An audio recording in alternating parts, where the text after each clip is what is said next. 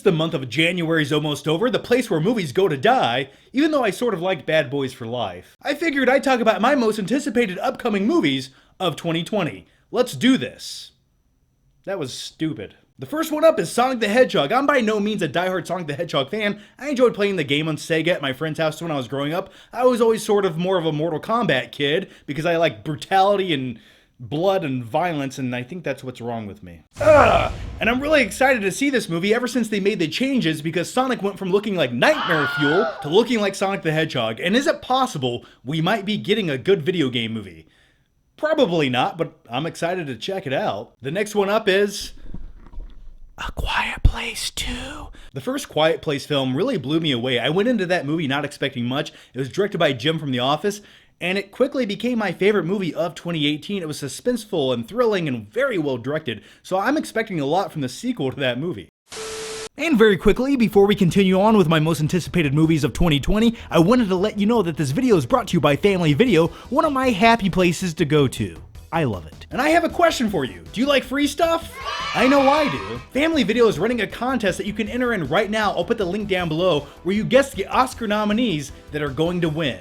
It's that simple. So yeah, just go to the link down below, click which nominee you think is going to win Best Picture, Best Supporting Actor, blah blah blah, you get it. They're giving away 5 grand prizes that include Oscar-nominated or Oscar-winning movies, and a $50 gift card to Family Video that you can use online or at one of their 500 store locations. And 20 runner-up prizes that include a $10 gift card to Family Video. So if you want to make your predictions or just guess, go to the website link down below and win some gift cards from Family Video, and the coolest thing is you can use them in the store or on their website. And on Family Video's website, they have a huge selection of brand new or used Blu-rays, 4K titles, and DVDs. Yeah, it's super easy. If you want to guess which Oscar nominees win, just click the link down below and win some free stuff.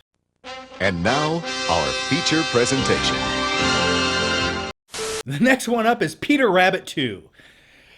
I'm just kidding. It's the 5th and final installment of the new James Bond flick, No Time to Die, the final movie with Daniel Craig in this series of Bond flicks, and I'm excited to see this movie. Now, Casino Royale is by far the best one, Quantum of Solace is by far the worst one, and then you had some other ones in between there that sort of happened but were slightly forgettable. I'm hoping this final installment blows me away. I'm a huge James Bond fan, and I hope the villain of this film really stands out. I need a good James Bond villain. Black Widow, a film that we arguably should have gotten from Marvel years ago, but hey, we're getting it now, and I'm curious to see where they go by the conclusion of this film and the outcome of the character of Black Widow, because spoiler alert, she's dead. And David Harbour playing Captain Communism looks like a really good time. I know the character's name's Red Guardian, but Captain Communism is more catchy, and his character sort of reminds me of like Mr. Incredible from The Incredibles, a retired ex-superhero coming out of retirement, and he's a little bit over the hill trying to capture his glory days, and I like that. Wonder Woman 84, Gal Gadot's back kicking ass once again. I hope that we see the invisible jet.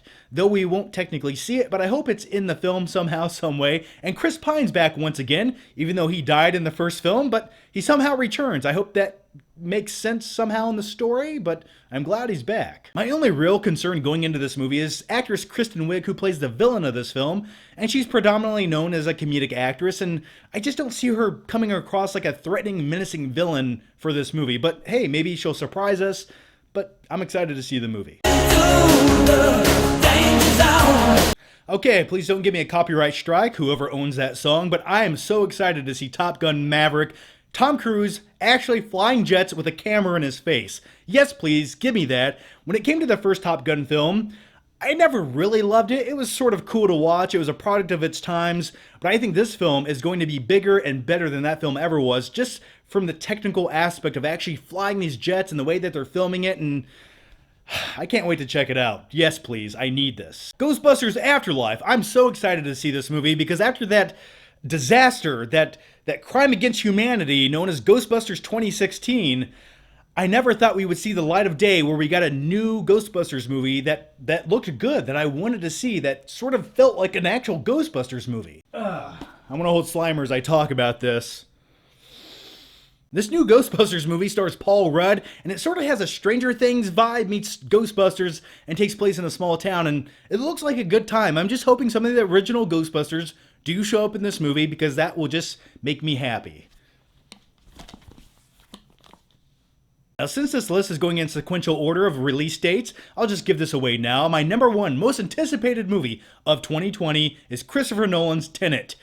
Yes, please. I don't really know anything about this film, but I like that. That's very rare nowadays, and I need this movie now. But what I do know about the movie is the main character plays this agent slash detective character, and there's the ability to reverse or go forward or back in time.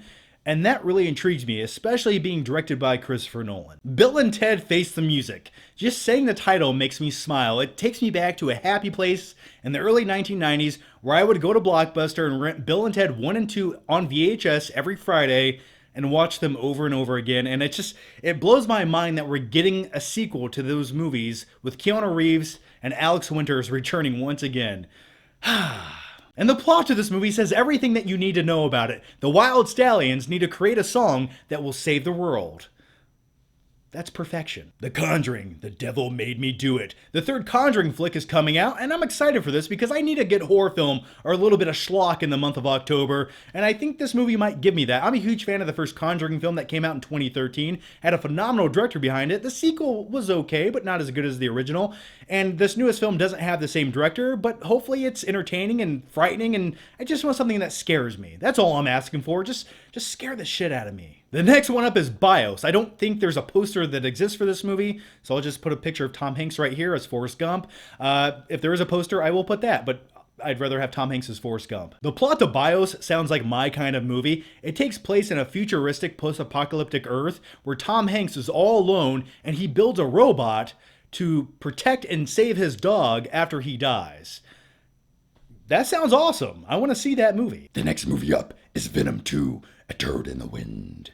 Yeah, Venom 2. I didn't really like the first Venom movie. Actually, I sort of hated it. But I am a huge Tom Hardy fan, and Andy Serkis is directing this film, which gives me some hope. And I know Woody Harrelson will come back in this film as Carnage, which could be fucking awesome. Hey, Mrs. Chan, it's like a virus or something. Eddie, what are you doing? Rip his arms off and make him a turd in the wind. That's my Tom Hardy Venom impression. Let's go to the next movie. Halloween Kills, a sequel to the 2018 Halloween film.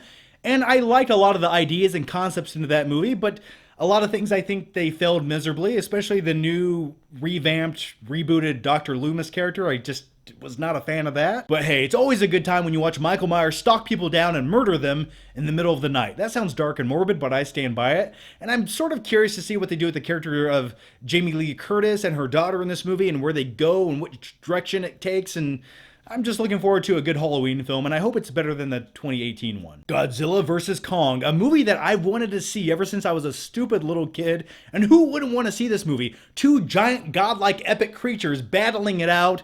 I just want to see destruction and mayhem. With all that said, I just hope that they don't do the typical Hollywood cliche thing in this film, and that's where you have an hour and 45 minutes of the runtime dedicated to human characters that you don't care about. They just waste screen time. They're not interesting or charismatic. And then you have like 20 good action minutes of the two creatures fighting, and then they team up by the end of the movie to take out another creature that's a bigger threat.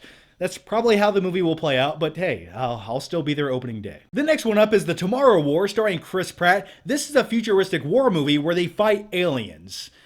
And I'm a sucker for movies like that. That just sounds like a good time in the movie theater. But the catch to this movie is I guess scientists in this film can draft soldiers with time travel or something along those lines to fight in this newest war. So I would assume Chris Pratt's like an older version of a soldier from years past, and they bring him to fight in this. I don't know, it sort of sounds like Edge of Tomorrow, or Live, Die, Repeat, or whatever you want to call that movie. It sounds very reminiscent to that, but I'm excited to check it out. And my last and final most anticipated film of 2020 is Dune. It's a remake of the 1984 film. I watched that movie one time late at night.